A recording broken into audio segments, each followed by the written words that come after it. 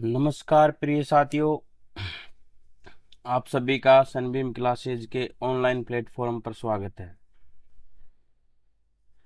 और प्रिय साथियों, आज हम एनटीपीसी का रीजनिंग का सेट नंबर 2 लेके आए हैं, जिसके अंदर 11 प्रश्न मिलेंगे और जो भी प्रश्न है सारे प्रीवियस ईयर में आए हुए हैं। तो आपको इन प्रश्नों की बहुत अच्छी तरीके से प्रैक्टिस करनी है। ऐसे ही प्रश्न एग्जाम में आ रहे हैं जो आपको करके आने हैं। अब हम चलते हैं पहले प्रश्न पे। पहला प्रश्न कोडिंग डिकोडिंग से संबंधित है। देखो जी, यदि क्या कह रहा है, यदि टीचर को 84 12 745 के रूप में कोड किया जाए तो चीटर को किस रूप में कोड किया जाएगा। देखो जी, ध्यान से देखो। टीचर को TEACHER टीचर को कोड कर रहा है 84 12 745 से, और बोल रहा है चीटर को क्या कोड करेगा, CHEATER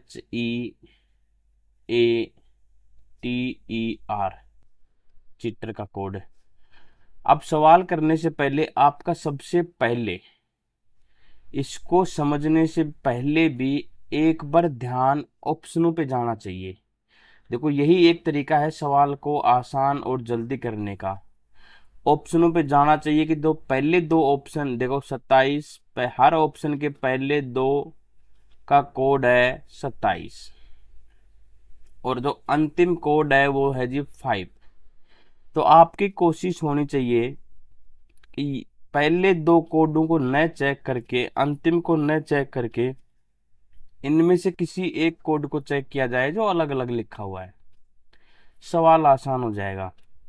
अब यहाँ पे देखो जी, टिक का कोड पहले से पहला लिखा हुआ है, यानी कि टिक को कोड लिखा है 8 से, एक का लिखा है जी 4 से, एक का लिखा गया है 1 से, इसी प्रकार सी का 2, एच का 7, ई का 4 और आर का 5। अब इसमें देखते हैं तो इसमें एक चीज से पकड़ के आया कि ई का कोड यहाँ पे भी और ई का कोड यहाँ पे भी 4 लिखा है, यहाँ पे भी 4 लिखा है। तो कहने का मतलब ई का कोड कंफर्म है जी, कितना आएगा 4। अब देखो जी, ई का कोड जहां जहां 4 दो जगह आया, ई एक यहाँ पे और एक यहाँ पे, तो ई का कोड यहाँ एक लिख दिया तो ये ऑप्शन कैंसिल आउट, ये भी 4 4 4, बात सही है। पीछे से दूसरे नंबर पे 4 4, ये भी कैंसिल आउट। देखो जी, दो ऑप्शन कैंसिल आउट हो गए। अब इनमें देखो, सिर्फ आपको इसी को चेक करना है, एक का कोड। एक का कोड कितना लिखा गया है, तीसरे नंबर पे 1, तो इधर से चौथे नंबर पे 1 2 3 1, ऑप्शन नंबर 4 आंसर हो गया जी। कोड क्या लिखा जाएगा, 27418445। इतना आसान। इसी प्रकार आप जल्दी कर सकते हैं क्वेश्चनों को। तो भाई, चैनल को थोड़ा लाइक शेयर और सब्सक्राइब करिए और बेल आइकन को क्लिक कर लिए, जिससे वीडियो आते ही नोटिफिकेशन पहुंच जाइए। और सवालों को लगाइए, बहुत अच्छे अच्छे सवाल हैं। नेक्स्ट क्वेश्चन पर चलते हैं। वह संख्या चुने जो नीचे दी गई अन्य संख्याओं से भिन्न है, यानी कि इनमें से 4 संख्याएं दी गई हैं, 3 संख्याएं कुछ एक जैसी हैं, एक संख्या इनमें से अलग है। तो आपको जो भिन्न है, अलग है, उसी का चुनना है, यानी कि जो डिफरेंट नंबर है उसी को आंसर करना है। तो देखो जी, कुछ कोशिश करते हैं। अब कई चीजें पकड़ में आती हैं, सम विषम का लॉजिक लगता है इनमें, लेकिन सम विषम का लॉजिक इसलिए नहीं लग रहा क्योंकि सबका इकाई का अंक विषम ही संख्याएं हैं, क्योंकि सबका इकाई का अंक 7 1 9 3। सम और विषम के बारे में तो आप जानते ही हैं, नहीं जानते तो हम जी थोड़े से बता देते हैं। देखो जी, सम संख्याएं वे होती हैं जिनका इकाई का अंक 0 2 4 6 और 8। यदि किसी संख्या का इकाई अंक 0, 2, 4, 6, 8 है, सारे की सारी सम संख्याएं हैं। इनके अलावा जो भी इकाई अंक जैसे 1, 3, 7, 5, 9, ये जिस भी संख्या का इकाई अंक है वो सारे की सारी विषम संख्याएं हैं। तो यहाँ पे देखने पर लग रहा है कि सब सारी की सारी संख्या विषम है, तो विषम का तो लॉजिक लगेगा नहीं। अब इसके बाद में इनका योग करके चेक करना चाहिए आपको। अगर देखो 157 का योग करते हैं तो 1, 5, 6, 6, 7, 13, इन अंकों का योग कितना आया 13। इसके बाद में यदि 5, 7, 1 इनमें इस संख्या के अंकों का योग करते हैं 7 और 5 12 और 1 13, इसका भी कितना आया जी 13। इसके बाद में अगली संख्या है जी 599, इधर करते हैं तो 9 और 5 14, 14 और 9 23, इसका योग कितना आया जी 23। और जब हम 387 इसका योग करते हैं तो 8 3 11 और 7 18, इसका योग कितना आया जी 18। अब सर जी आप देखिए इनको नंबरों को अच्छे से देखिए, 13, 13, 23, 18, इनमें से ये एक नंबर ऐसा है जो भाज्य है। बाकी ये जो 3 नंबर हैं ये सारे की सारी संख्याएं अभाज्य हैं, सारे के सारे नंबर अभाज्य प्राइम नंबर हैं। आपको चलो सम का पता लग गया, विषम का पता लग गया। यहाँ पे मैं कुछ अभाज्य संख्या के बारे में और बता देता हूँ। जब अभाज्य संख्या आ गई तो सुनिए जी, देखो जी अभाज्य संख्याएं क्या होती हैं। पहली कंडीशन, कभी टाइम मिलेगा तो बहुत अच्छे कॉन्सेप्ट हैं उनके बारे में समझाएंगे। अभाज्य संख्याएं वे संख्याएं हैं जिनमें एक एवं शिवम का भाग जाए, एक एवं शिवम का भाग जाए, अभाज्य संख्याएं कहलाती है। जैसे सबसे पहले अभाज्य संख्या आती है 2, क्योंकि देखो 2 में 1 का भाग जाता है और 2 का, तो ये क्या है जी अभाज्य। 2 के बाद में 3, 3 के बाद 5, 5 के बाद 7, 7 के बाद 11, 13, 17, 19, 23, 29, 31, इसके बाद में 37, 41, 43 और 47। ये मैंने 50 तक की अभाज्य संख्याएं लिख दी, नहीं 15 होती हैं। 1 2 3 4 5 6 7 8 9 10 11 12 13 14 15। तो अगर सवाल आ जाए 1 से 50 के बीच कितनी अभाज्य संख्याएं होती, तो आंसर आएगा जी 15। कितनी होती है जी, तो देखो 13, 13, 23 और 18।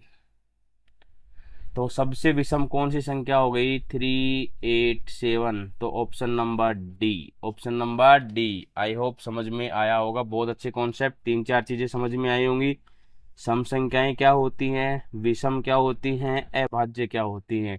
और याद रखना एक न तो प्राइम नंबर है न ही को प्राइम, ना कि एक न तो भाज्य है और न ही अभाज्य, याद रखना। एक न तो, अब एक का अभाज्य भी नहीं है भाज्य भी नहीं है, इसका कॉन्सेप्ट कभी डिस्कस करेंगे। नेक्स्ट क्वेश्चन नंबर 3 पर चलते हैं। कोडिंग डिकोडिंग से संबंधित सवाल है। देखो मेरा तो मानना यह है सबसे आसान तरीका होता है कोडिंग डिकोडिंग करने का कि आपको जो अंग्रेजी वर्णमाला है उनके अल्फाबेट की नंबरिंग याद होनी चाहिए, सबसे अच्छा कॉन्सेप्ट है। अब देखो जी हम यहाँ पे नंबरिंग करने की कोशिश करते हैं। देखो ई आता है जी 5 पे, आई आता है जी 9 पे, एम आता है 13 पे, क्यू आता है पी ओ पी क्यू आता है 17 पे, यू आता है जी 21 पे, और वाई आता है जी 25 पे। ये आपको ऐसे नंबरिंग याद होनी चाहिए। अब इनकी भी नंबरिंग करो, इनकी नंबरिंग करते हैं जी। सी आता है 3 पे, जी आता है 7 पे, के आता है 11, ओ 15, एस 19 और डब्लू आता है जी 21। डब्लू आता है जी 21 नहीं 23 पे, 21 पे आता है यू। ये याद है तो आपके बहुत आसान काम हो जाएगा। अब देखो, आपको एक एक लेटर पकड़ना है। सीधा सीधा देखो जी, आपको 5 से 3 पर पहुंचने के लिए कितना माइनस किया जी? 2। कितना माइनस किया? 2। इसी प्रकार 9 से 7 पे पहुंचने में भी कितना माइनस किया जी? 2। 13 से 11 पहुंचने में कितना माइनस हुआ? 2। 17 से 15 पहुंचने में भी कितना माइनस हुआ? 2। 21 से 19 पहुंचने में भी कितना माइनस हुआ? 2। और 25 से 23 पहुंचने में भी कितना माइनस हुआ? 2। अब सबसे अच्छी बात यह है कि अपने पास जो 4 ऑप्शन सेट हैं, इनमें जो पहला लेटर है वो भी सभी का अलग है। तो पहले लेटर से ही समझ में आ जाएगा, बी आता है 2 नंबर पे। और यदि 2 में से -2 करते हैं तो जी आता है 0। और या तो 0 आ जाए या 26 बच जाए, इसका नंबरिंग होती है जी जेड। क्या होती है जी? जेड। आप ऐसे समझ लो, 26 में 2 जोड़ेंगे तो 28, और 28 में से 2 घटाएंगे तो दिया आएगा 26। वापस चलना है तो 26। तो ऑप्शन होना चाहिए इसके हिसाब से डी। अगला चेक कर लो, एफ आता है जी 6। 6 में से 2 घटाएंगे तो जी 4, और 4 की नंबरिंग होती है जी डी। तो डी मिल गया, आगे करने की जरूरत नहीं। एच जे आता है 10 पे। 10 में से 2 घटाएंगे 8, और 8 आता है जी एच पे। ये लो जी। एन, एन का मतलब 14। 14 में से 2 घटाएंगे 12 है, और 12 है का मतलब होता है जी एल। एकदम आगे चेक कर लेना, ऑप्शन नंबर डी एकदम करेक्ट है। सारे के सारे क्वेश्चन आरआरबी एनटीपीसी 2020-21 के एग्जामों में आए हुए हैं। एक भी सवाल परीक्षा, ऐसा सवाल कोई नहीं है जो परीक्षा में नहीं आया हुआ। तो चैनल को लाइक शेयर सब्सक्राइब अवश्य करें। सब्सक्राइब करके बेल आइकन पर क्लिक करें, क्लास डलते ही नोटिफिकेशन मिल जाएगा। क्वेश्चन नंबर 4, ब्लड रिलेशन का क्वेश्चन भी आ रहा है एग्जाम में। ये इंग्लिश में है। जिस भी स्टूडेंट को इंग्लिश में रीड करके क्वेश्चन लगाना है, करिए। देखो जी, अच्छा क्वेश्चन है, बहुत ही आराम से लगाना है, जल्दबाजी नहीं करनी। एक तस्वीर की ओर इशारा करते हुए, एक तस्वीर है, एक महिला ने कहा। देखो जी, सवाल जो नए स्टूडेंट हैं, जो नए स्टूडेंट अभी कंपटीशन में आ रहे हैं, देखो पुरानों के लिए तो ये सवाल बहुत आसान भी होगा, लेकिन नए जो स्टूडेंट हैं उनको सीखने के लिए क्या है कि एक तस्वीर बनाओ। कुछ भी तस्वीर बना लो, कि मान लो मेरा करने का तरीका ये है कि ये एक तस्वीर है, और इस तस्वीर की ओर इशारा कर रही है एक महिला। तो यहाँ पे तस्वीर टी लिख लिया, ये कोई महिला है जी। इस तस्वीर को देखते हुए क्या कह रही है, सुनियो जी, कि यह यानी कि यह तस्वीर मेरे दादा, इसके दादा कब आएंगे? पहले इसके पिता आएंगे। बोलो, इस महिला के पहले कौन आएंगे? पिता। और इसके पिता के पिता कौन आएंगे? इस महिला के दादा। तभी तो दादाजी बनेंगे सेकंड पीढ़ी में। कि मेरे दादाजी के इकलौते बेटे। अब बताओ, इसके दादा के इकलौते बेटे यही तो बन गए, यानी कि इस महिला के पिता के इकलौते बेटे ये लोग हैं। इस तस्वीर के बारे में कह रही है कि यह जो तस्वीर है वो मेरे दादा के इकलौते बेटे के बेटे हैं। तो अब तुम खुद बताओ, ये महिला भी इसी ही पिता की बेटी, और ये तस्वीर भी इसी पिता की बेटा। तो एक एक ही पिता के एक महिला, एक बेटा, यानी कि एक पुत्री और एक पुत्र, आपस में भाई बहन ही तो होते हैं। तो महिला का ये तस्वीर क्या बन गया? भाई, यानी कि ब्रोदर।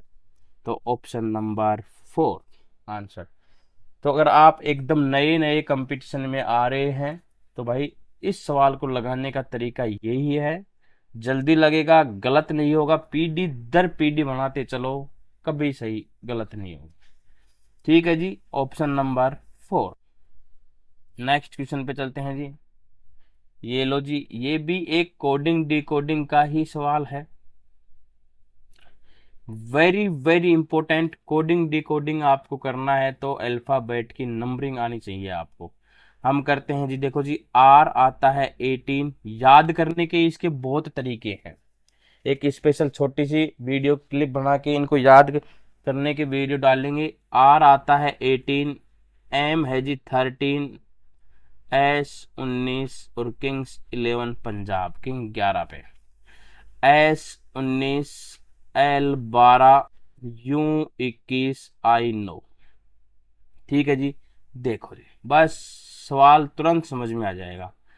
18 से 19 पे जाएंगे +1, 13 से 12 पे गए -1, 19 से 21 पे गए +2 और 11 से 9 है जी, 11 से 9 गए -2। क्या लॉजिक लग रहा? +1 -1 +2 -2, खत्म। इसकी नंबरिंग है जी, देखो KAMFZ करते हैं जी। के आता है 11 पे, एम आता है जी 13 पे, F6Z 26। ठीक है जी। पहले करना है जी +1 तो कितना आ गया 12 है। फिर करना है जी -1, कितना आ गया 12 है।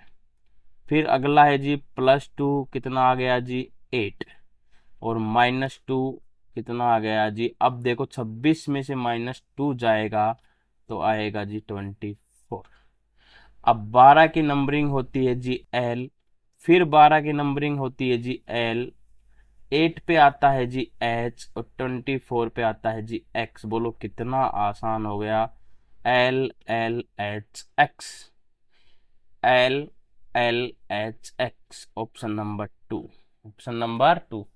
तो कोडिंग डिकोडिंग का कोई भी सवाल निकालना है, सबसे पहले अल्फाबेट की नंबरिंग याद कर लो। बिल्कुल आसान है, 5 7 10 सवाल लगाओगे ऑटोमेटिक याद हो जाएंगी।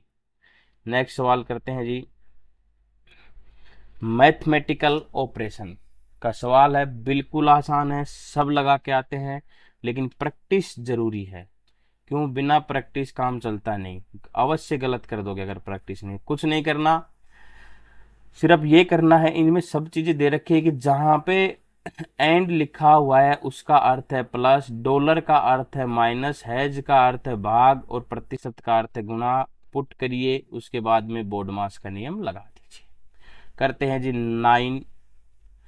प्रतिशत का अर्थ है गुना, तो प्रतिशत की जगह गुना लगाया और 3। एंड का अर्थ है प्लस, प्लस की जगह एंड की जगह प्लस लगाया जी 22। डॉलर का अर्थ है -52। फिर एंड का अर्थ है +85 और हैज का अर्थ है जी भाग 17। अब नियम लगता है जी बोर्ड मास का। बोर्ड मास आप सबने सब पढ़ रखा है, ये bracket, of, divide, multiply, add और सब्सट्रैक्ट। देखो इनमें से सबसे पहले ऑफ कहीं उपलब्ध नहीं है, ब्रैकेट भी कहीं उपलब्ध नहीं है, तो क्या करेंगे डिवाइड यानी कि भाग। और भाग बताओ, जो 85 में 17 का भाग लगाएंगे तो आएगा 5। यहाँ तो कितना आ गया जी 5। आगे चलते हैं। ठीक है जी। उसके बाद में करते हैं जी मल्टीप्लाई, यानी कि एक बार में कंप्लीट ही कर देते हैं जी। पहला स्टेप में आपको तो परीक्षा में तुरंत करना है +22 -52 और जब 85 में भाग लगाया +5, ये डायरेक्ट करना है आपको। अब मल्टीप्लाई तो 27 आ गया जी, +22 -52 और प्लस का 5, बस जोड़ भाग एक साथ होता है। देखो जी, आराम से करिए, सारे प्लस प्लस को जोड़ लीजिए जी एक बार। तो 22 और 5 27, 27 और 27 54 और 54 -52, जब 54 में से 52 जाएगा तो जी आएगा जी 2। क्या आएगा जी 2, और 2 ऑप्शन नंबर बी एकदम करेक्ट। ऑप्शन नंबर बी एकदम करेक्ट।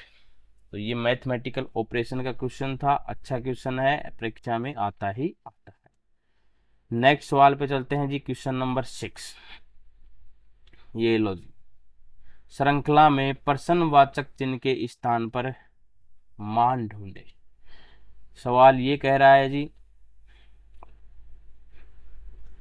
यदि 6 से 30 लिखा जाता है तो जी 7 से क्या लिखा जाएगा। यदि 6 का मतलब 30 से है तो 7 का मतलब किससे है। देखो जी, आदि आपको रीजनिंग करना है तो कुछ चीजें मैं बेसिक चीजें बता रहा हूँ आपको, ये चीजें आपको एनी टाइम याद, रीजनिंग ही नहीं, यदि कंपटीशन फाइट करना है तो ये मान के चलो कि 30 तक तो आपको वर्ग याद होने ही होने चाहिए। 20 तक आपको क्यूब याद होने चाहिए, यानी कि घन याद होने चाहिए। अभाज्य संख्याओं का पता होना चाहिए, ये बहुत बड़ा रोल निभाती है कंपटीशन के अंदर। और यदि आपको 30 तक की टेबल यानी कि पहाड़े याद हैं तो बहुत ही अच्छी बात है। अब अगर आपको वर्ग वर्ग याद है तो इस 30 को पहचानोगे। देखो 6 को देखो, यदि मैं 6 का स्क्वायर करके और इसमें से यदि मैं 6 करता हूं माइनस तो 30 आता है। 6 का स्क्वायर 36 होता है और 36 में से 6 माइनस करते हैं तो जी 30 आता है। ये लॉजिक यहाँ लगा के देखो एक बार, अगर आ जाएगा आंसर। 7 के स्क्वायर में से 7 ही माइनस करना है। 7 का स्क्वायर होता है 49, 49 में से 7 माइनस करते हैं तो जी आता है 42। क्या आता है जी? 42। तो ऑप्शन नंबर 4, ऑप्शन नंबर 4 एकदम करेक्ट। आई होप समझ में आया होगा। ये चीजें जो बता रहा हूँ छोटी छोटी, ये कंपटीशन में काम आती हैं, याद रखना है। नेक्स्ट क्वेश्चन पे चलते हैं जी, क्वेश्चन नंबर 8। यदि प्रत्येक शब्द के आप वीडियो को पॉज करके लगा के आंसर निकलेगा, अगर आप वीडियो को पॉज करके क्वेश्चन लगाओगे तभी पता लगेगा, फिर उसका सॉल्यूशन देखिए कि हमने सही किया सही नहीं किया। ठीक है जी, और चैनल को लाइक शेयर सब्सक्राइब अवश्य करिए। देखो ये शब्द दे रखे हैं प्लान, फोर, रैम्प, रैंग और सैंड। यदि प्रत्येक शब्द के चौथे अक्षर को, कौन से को? चौथे लेटर को, सिर्फ चौथे लेटर को, सभी को नहीं, अंग्रेजी वर्णमाला के क्रम में अगले अक्षर से बदल दिया जाए। यानी कि अगर चौथा लेटर ए है तो अंग्रेजी वर्णमाला से अगला अक्षर क्या आता है जी? बी। बस इतना ही बदलना है। तो इस प्रकार बनने वाले कितने अक्षर समूह में क्या आ जाएंगे? 2 स्वर। क्या आ जाएंगे? 2 स्वर। सबसे पहले तो जिन स्टूडेंट को अंग्रेजी में स्वर नहीं पता वो कोई बड़ी बात नहीं है, हम बता देते हैं। 5 स्वर होते हैं, ए, ई, आई, ओ, यू। अंग्रेजी वर्णमाला में सिर्फ 5 ही स्वर होते हैं, यानी कि वोवल। कितने वोवल होते हैं? 5। बाकी जितने 21 लेटर बच गए ये कॉन्सोनेंट होते हैं, यानी कि व्यंजन होते हैं। तो अब इन शब्दों में ऐसे स्वर 2 आने चाहिए, चाहे ए ई आ जाओ, चाहे ई आई आ जाओ, चाहे आई यू, कोई भी इनमें से 2 मिलने चाहिए, वही आंसर होगा। तो हम करते हैं। अब देखो जी, प्लान था PLA, एन था, एन से अगला अक्षर होता है O, MNO। ए और ओ आ गया, 2 मिल गई। FORE, FOR, इससे अगला अक्षर होता है जी F। क्या 2 स्वर मिले? नहीं। अगला जी RAM, P, अगला होता है जी Q। क्या 2 स्वर मिले? नो जी। RAN, जी से अगला होता है जी H। क्या 2 स्वर मिले? नहीं जी।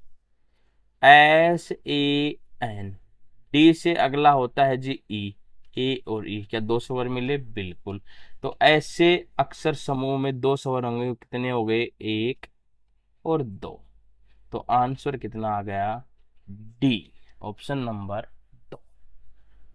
Option number D.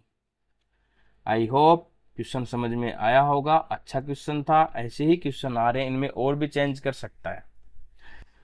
Next question पे चलते हैं जी। ये पैटर्न सबसे ज्यादा आ रहा है, अभी एएलपी की जितनी भी परीक्षा में हुई थी उनमें ये पैटर्न पे सबसे ज्यादा सवाल बन रहा है, तो आपको ऐसे पैटर्न की प्रैक्टिस अवश्य करके जानी है। Option number 1 3 2 1 3 2। ठीक है जी। अक्षरों, संख्याओं और प्रतीकों से मिलकर ये एक व्यवस्था अध्ययन करो, यानी कि एक श्रृंखला दी गई है, इसमें अपने को अध्ययन करना है। और नीचे दिए गए प्रश्नों का उत्तर दीजिए जी। 1 मिनट रुकिए जी। इसमें पूरा प्रश्न नहीं दिया, श्रृंखला ही दी, उसको छोड़ दिया आगे। ठीक है जी, 1 मिनट रुकिए जी। प्रश्न क्या पूछना चाह रहा था उसको हम देख लेते हैं। प्रश्न जी ये पूछना चाह रहा था जी वो,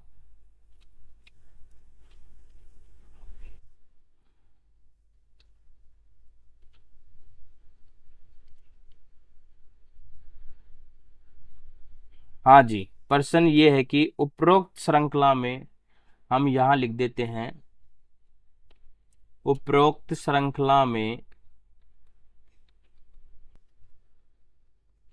उपरोक्त श्रृंखला में ऐसे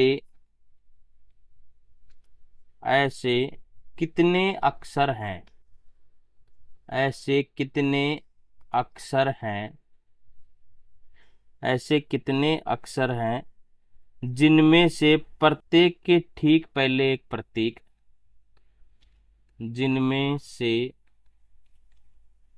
प्रत्येक के ठीक पहले एक प्रतीक और ठीक बाद एक संख्या है, और ठीक बाद एक संख्या है। ये प्रश्न है जी। अब पूरा हो गया कि नीचे ये एक श्रृंखला दी गई है, इसका अध्ययन करके अपने को ऐसे करना है कि ऐसे कितने अक्षर हैं, यानी कि ऐसे कितने अक्षर हैं, ऐसे कितने अक्षर बीच में आने चाहिए, जिनके ठीक पहले तो क्या आना चाहिए जी, प्रतीक, और ठीक बाद आनी चाहिए जी संख्या। ऐसे अपने को जोड़े छांटने हैं इसमें से कि ठीक अक्षर बीच में आए, उससे पहले प्रतीक आए, उसके बाद में संख्या आए। तो हम चलते हैं जी, अक्षर ए है जी, अक्षर है, अक्षर के पहले जी प्रतीक है, अक्षर के बाद में संख्या है, तो जी एक पेयर तो अपने पास ये आ गया, बिल्कुल इसको फॉलो कर रहा है। आगे चलते हैं। अब अक्षर अक्षरों को पकड़ो, ये संख्या, ये प्रतीक, ये संख्या, ये प्रतीक, ये संख्या, ये रहा अक्षर डी।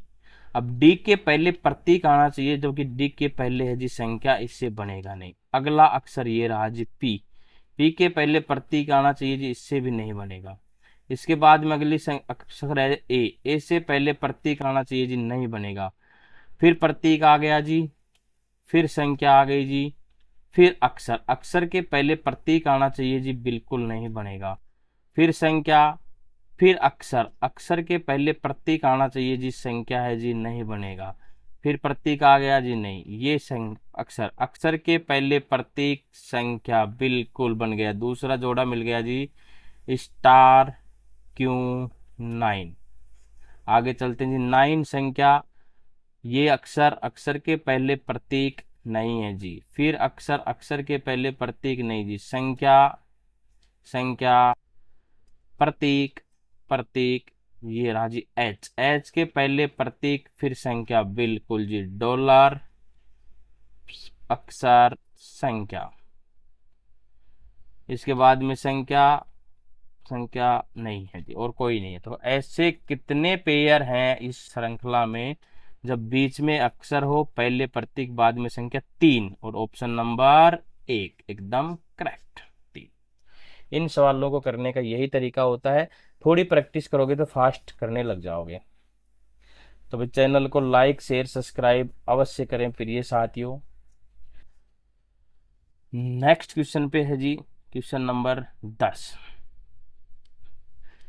3 संख्या युग्म एक समान पैटर्न का पालन करते हैं और इस प्रकार एक समूह बनाते हैं कि उस संख्या युग्म का चयन करें जो इस समूह से संबंधित नहीं है। यानी कि 3 एक प्रकार से सेम है और एक प्रकार से अलग है, तो उस अलग वाले को छांटना है। अभी थोड़ी देर पहले मैंने आपको एक जानकारी शेयर करी थी कि आपको वर्ग और घन आने चाहिए, याद होने चाहिए। जब भी किसी संख्या के सामने बड़ा नंबर दिखाई देता है तो अपना दिमाग चलना चाहिए वर्ग और घन के ऊपर। क्यों? इधर देखो जी, अब 17 के सामने 272 दिख रहा है। अब 17 का वर्ग अगर आपको याद है तो दिमाग में तुरंत खटकता जी 289 होता है। अब यहाँ 272 दिख रहा है, तो जब 289 से 272 मेरे को बनाना है तो दिमाग में आया क्यों ना ये 17 ही घट जाए, तो कितना बन गया 272। लॉजिक यहाँ तक सही बैठा, तो इसको चेक करते हैं जी। 15 का वर्ग होता है जी 225। अगर इसमें से हम 15 घटाते हैं तो जी आता है जी 210, जबकि यहाँ कितना लिखा है 208। क्या पता यही गलत हो। 21 का वर्ग होता है जी 441 में से जब 21 घटाते हैं तो जी आता है 220। कहने का मतलब ये दोनों लॉजिक सही चल रहे हैं। 25 का वर्ग होता है जी 625 में से जब 25 घटाते हैं तो जी आता है जी 600। तो ये बोलो 3 एक समान फॉलो किया, कौन सा फॉलो नहीं किया? ये वाला। तो ऑप्शन नंबर 2, ऑप्शन नंबर 2। तो ऐसे सवालों को लगाने के लिए आपको फटाफट करने के लिए वर्ग घन आने ही चाहिए, वर्ग और घन आने ही चाहिए। नेक्स्ट क्वेश्चन, आज का अंतिम क्वेश्चन सीटिंग अरेंजमेंट का है। वेरी वेरी इंपॉर्टेंट, देखने को मिले ही मिलेंगे। ये कह रहा है कि 6 व्यक्ति A B C D E और एफ एक वर्ताकार मेज के परित केंद्र की ओर मुख करके बैठे। अब एक छोटी सी चीज में डिस्कस कर देता हूं, देखो जी। दो ही प्रकार के जब सर्किल में बैठते हैं अपन, तो दो ही तरीके से बैठ सकते हैं, या तो अपना मुख केंद्र की तरफ होगा या अपना मुख बाहर की तरफ होगा। ठीक है जी। आपको इसमें कंफ्यूजन दूर करने के लिए सिर्फ और सिर्फ मैं वही कह रहा हूं, लेफ्ट और राइट यानी कि बाएं और दाएं पे ही ध्यान होता है बस। जब भी आदमी का मुख केंद्र की तरफ होता है तो मेरा भाई राइट उसका इस साइड में बनेगा, लेफ्ट उसका इस साइड में बनेगा। अब इसको पकड़ो और घुमाते चले जाओ, अपने आप डायरेक्शन निकलती आ जाएगी। जैसे यहां बैठा है तो राइट हमेशा इधर रहता है ऊपर, तो अब इसका राइट इसके ऊपर बनेगा, लेफ्ट नीचे। अपने आप कॉन्सेप्ट क्लियर हो जाएंगे। इधर मुख है तो राइट इधर बनेगा, लेफ्ट इधर। इसका उल्टा, यदि मुख बाहर की ओर है तो राइट इधर बनेगा, लेफ्ट इधर। ये चीज जिस बंदे के क्लियर रहेगी, आंसर एकदम करेक्ट आएगा। और क्लियर, अगर एग्जाम में कंफ्यूज भी हो रहे हो तो भाई अपने को क्वेश्चन सही करना है, कोई जोर नहीं, ऐसे बनाओ और एक कॉर्नर में रफ कॉपी में चुपचाप लिख लो। ऐसे 1 सेकंड लगेगी, जिससे अपना सवाल फटाफट होता रहेगा, कोई दिक्कत नहीं। तो 6 व्यक्ति हैं और मेरा मानना यह है कि अगर आप 2 पॉसिबिलिटी लेके चलोगे तो द बेस्ट रहेगा। एक कैंसिल हो जाएगी और एक से आंसर निकल जाएगा। 6 व्यक्ति 6 जगह बनाइए, 1 2 3 4 5 6, इसमें भी 6 जगह बना लीजिए। ये 6 व्यक्ति बैठ गए सर्किल पे, कोई दिक्कत नहीं, पढ़ते चलो। केंद्र की ओर मुख का आप मतलब समझ गए, राइट इधर है, लेफ्ट इधर। अब देखो जी, सी बी के बाई और दूसरे बगल में बैठा है, तो दोनों में बी को यहां बैठा दिया, बी को यहां बैठा दिया। अब बताओ, केंद्र की जब मुख होता है तो राइट इधर होता है, लेफ्ट इधर यानी बाया। दूसरे स्थान पर बैठा है तो एक दूसरे, कौन? सी यहां बैठ गया, इसमें भी बैठा दो, एक बीच में सी। आगे चलो, ई बी के ठीक बगल में बैठा है। अब देखो बी के ठीक बगल में बैठने की दो कंडीशन आ गई, यहाँ पर भी बैठ सकता है और यहाँ पर भी, इसलिए तो दो कंडीशन बनाई है, यहाँ पर भी बैठ सकता है और यहाँ पर भी। अगर इस कंडीशन के हिसाब से बी के बगल में ई यहाँ बैठा दिया, तो इस कंडीशन के हिसाब से बी के बगल में ई यहाँ बैठा दिया, एक पॉसिबिलिटी, एक डायग्राम थोड़ी देर में कैंसिल आउट हो जाएगा। अब पढ़ो जी, एफ ई के बाईं ओर तीसरे स्थान पर बैठा है। ई के बाईं ओर, तो बाईं ओर का मतलब इधर चलना है लेफ्ट, एक दो, तीसरे स्थान पर एफ बैठा है तो यहां आ गया। इधर से चलेंगे तो नीचे चलेंगे लेफ्ट, एक दो, तीसरे स्थान पर, तीसरे स्थान पर तो ऑलरेडी सी बैठ गया, इसका मतलब एक का प्लेस वैल्यू यहां नहीं है, ये देखो अपने आप कैंसिल हो गया। अब ये बच गया, इसको ही बैठाना है। डी एक के बाईं ओर दूसरे स्थान पर बैठा, जो डी है। अब देखो जी, एक के बाईं ओर दूसरे स्थान पर, तो एक को कहां बैठाएं कि बाईं ओर दूसरे स्थान पर आ जाए, तो एक को यहां बैठाएंगे तो बायां इधर आएगा, इसका इधर तो राइट रहता है, इधर बायां, तो डी यहां बैठ जाएगा। ये बैठ गए 6 के 6 व्यक्ति। अब आंसर कह रहा है कि एक के दाईं और ठीक बगल में, तो एक के दाईं और ठीक बगल में कौन बैठा है जी, सी। तो ऑप्शन नंबर 4, एक के ठीक दाईं बगल में कौन बैठा है जी, सी, ऑप्शन नंबर 4। तो आज की इस क्लास में ये 11 क्वेश्चन थे, आई होप समझ में आए होंगे। तो सभी मेरे साथियों से निवेदन है कि चैनल को ज़्यादा से ज़्यादा लाइक शेयर और सब्सक्राइब करें और इन क्वेश्चनों को लगाएं, आपकी कहीं ना कहीं परीक्षा में हेल्प करेंगे। ठीक है जी, थैंक यू, धन्यवाद।